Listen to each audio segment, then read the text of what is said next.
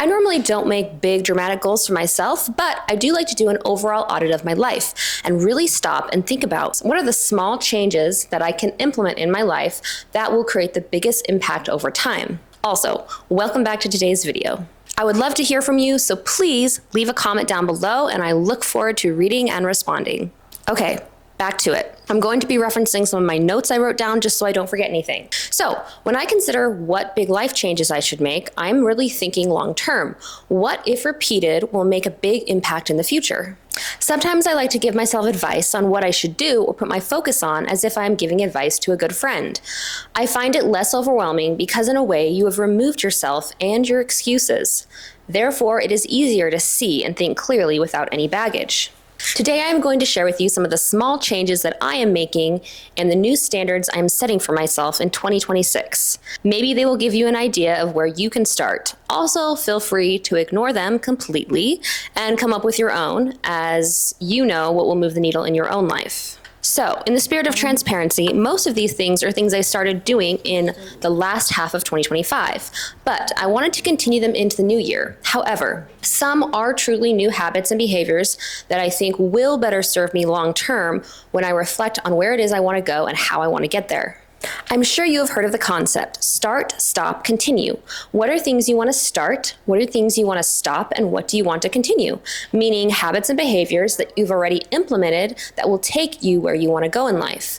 I use this idea for inspiration for my 2026 goals. And when I say 2026 goals, I really mean habits and new behaviors that are the building blocks that will take me to my long-term goals.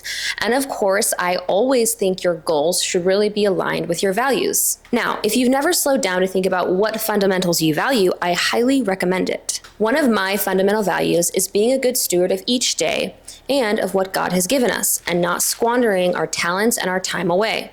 I certainly haven't lived up to it perfectly at all, but it is the underlying motive that helps me determine where my attention should go. And don't have the all or nothing approach. This will get you nowhere in life because you will have setbacks, period. The human experience is about remembering the gift that is a new day and a new beginning with every new step you take. Consistency is what will change your life and get you through the hard days. One last disclaimer. I'm not an expert at anything. This is just me sharing what I'm doing and why. Okay, enough prefacing, here we go.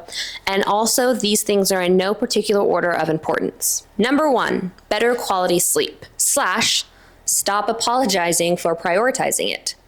Have you ever been invited to do something and the start of the time is like practically at your bedtime? Well, I have, a lot. And I always kind of feel bad and super lame for not wanting to go because I know it means I will get to bed much later than is ideal. And I know a lot of people are super flexible with their wake up and sleep time because they don't really realize how important a consistent sleep schedule is. A consistent sleep schedule is vital because it synchronizes your body's internal clock, aka your circadian rhythm, which regulates crucial functions like hormone release, metabolism, immune response, leading to improved cognitive function, physical repair, improved mood, and overall will lower your risk of chronic conditions like heart disease, diabetes, dementia, etc. Simply put, a steady sleep schedule and rhythm promotes overall well-being more effectively than just aiming for a certain number of hours.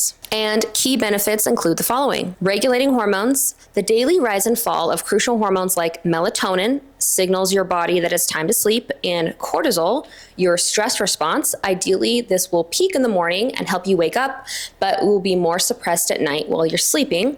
Growth hormone, which is responsible for tissue repair, muscle growth, bone health, and testosterone, your overall vitality, and of course, leptin and ghrelin, your appetite hormone that regulate hunger cues and satiety. During deep and REM sleep, your body releases growth hormone and testosterone, while your cortisol levels naturally drop, balancing stress and energy. Disrupting this rhythm, like shift work, insomnia, or inconsistent bedtime, throw off these cycles, leading to imbalances that are far-reaching and will impact your overall health. So yeah, I finally hit that age where I have to just admit to myself that good sleep is important for all aspects of human flourishing. And with the way our modern society is set up nowadays, humans no longer awake and go to sleep within the boundaries that nature imposes upon us with the rising and setting of the sun. It is not just social or work obligations that keep us up way later than is good for us, but also the artificial light and technology. Many people are keeping very distorted sleeping schedules, even in their own home environments. I grew up hearing the phrase, "I'll sleep when I'm dead," but I'm unsubscribing from that logic.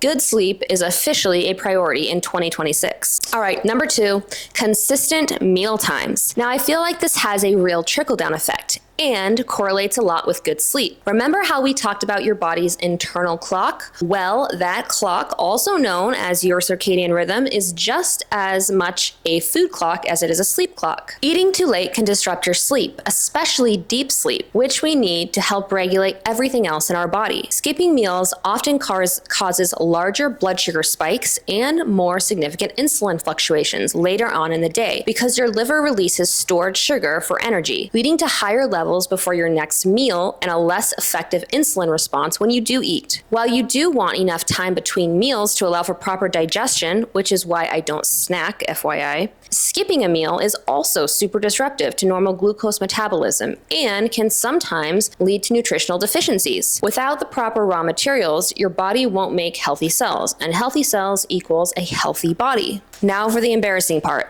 I don't think I've had a consistent 3 meals a day at a consistent time ever in my adult life until the last 6 months. This is embarrassing to say, but I'm sure I'm not alone. It all started over 10 years ago with not being able to take consistent meal breaks at one of my first jobs. Yes, I know that's illegal, but it's just what happened, okay? This job also included very long hours, so I would end up skipping a lot of meals, which now looking back, I realized was the beginning of my hormonal imbalances and contributed to regular migraines. Because of this, I started training my body to be able to skip meals, which actually messed up my appetite and healthy hunger cues. I didn't know how to eat 3 regular meals because I had skipped meals for so long that I wasn't used to eating unless I felt starving. After a few years of this job, we bought a coffee shop. This came with a 3:30 a.m. wake up and a 7:30 p.m. bedtime. With this job, I was my own boss, but at this point, I had already picked up the bad habit of skipping meals and thinking that 2 real meals a day was a win. I wish I could say that after selling our coffee shop 3 years later and I started working from home, that I started eating 3 regular meals a day. But by that time, I really thought I only needed 2 meals a day because I was so used to eating when I was, quote, starving. I didn't comprehend that I needed 3 solid meals a day to even begin to get enough macro and micronutrients, and that I needed to retrain my appetite. Now, I will say that everything did start to improve when I did start working from home because I actually had time to cook real meals on a regular basis. But until more recently, I would have often have breakfast too late in the morning after my workout, and then I would be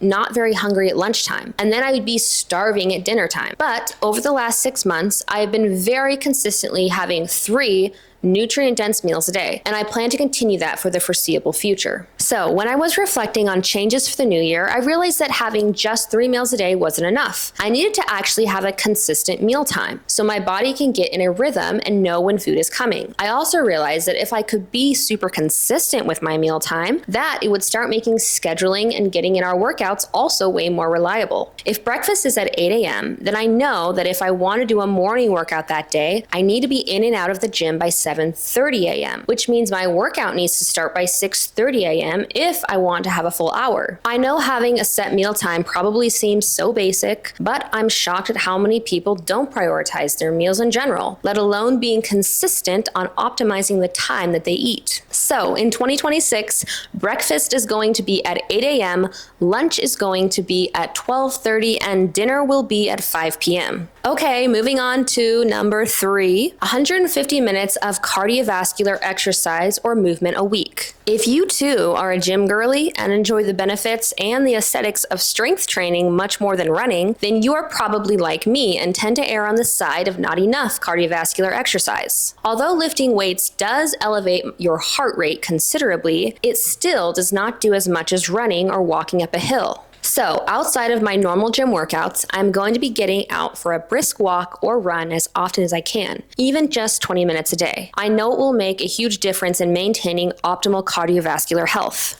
Okay, so these are the 3 behavior changes that I will be making in 2026. I know these 3 have more to do with the health of the mind and body, but just like we are investing money now for retirement, we must also invest in our health by building and sticking to behaviors and habits that our future selves and loved ones will thank us for. So many of us have lost a loved one far too young due to poor health. So I want you to know that it is not selfish to be self-disciplined in prioritizing healthy habits. It is actually a sacrifice you are making now so that you can be healthy and vibrant for the ones that you love and care for. Okay, just to recap, we've got our 3 new behaviors / goals in 2026. Number 1 is good sleep, good quality sleep in 2026. And we are not going to be apologizing for it, okay? No more leaving the house at ungodly hours of the night, okay? And no more feeling bad for prioritizing your sleep. Sleep's important, we know that, so we're gonna prioritize it. Number 2, we've got 3 solid, healthy, nutrient-dense meals a day at consistent meal times. I think we can do that one, guys. I know we can. Of course, you don't have to do any of these, but in case you want to. And then, of course, number 3, we have 150 minutes a week of cardiovascular exercise / movement, whatever you wanna call it, which is really only about 20 minutes a day. 20 minutes a day, guys. You can go on a quick 20-minute walk or jog, whatever you wanna do on top of your normal workout. I know you can. Everyone has 20 minutes. But I think just that